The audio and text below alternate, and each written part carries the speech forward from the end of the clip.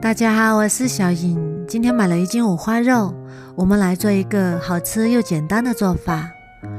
首先把五花肉切成2厘米左右的小块，切好之后把它放到盘子里面，先放一旁备用。再把锅烧热，加少许油，油热之后倒入适量的冰糖，小火慢慢炒，炒至冰糖融化，继续炒，炒至枣红色，像这样鼓起小泡泡就可以啦。然后把五花肉慢慢倒进来，不停地翻炒，炒至五花肉上色，像这样就可以啦，颜色非常的漂亮。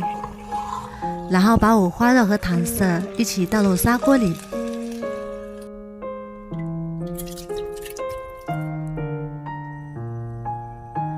提前做好的鸡蛋下入锅中，小火翻炒，一定要用小火，大火容易爆，像这样就可以啦。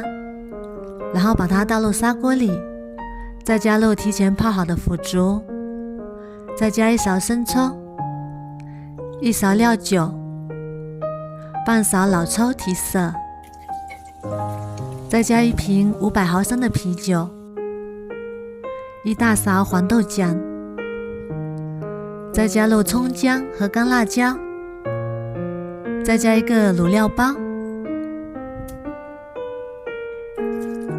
然后加入清水没过食材，盖上盖子，大火烧开之后转小火煮30分钟，时间到之后关火，再焖20分钟。哇，好香啊！香喷喷的卤五花肉就做好啦。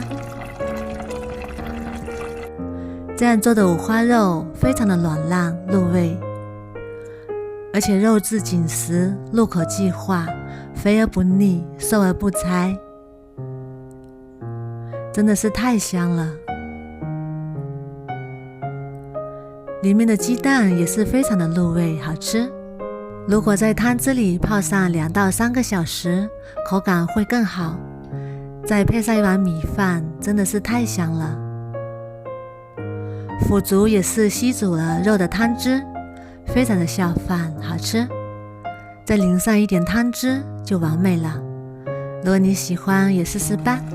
喜欢我的视频就关注我吧，谢谢您的支持。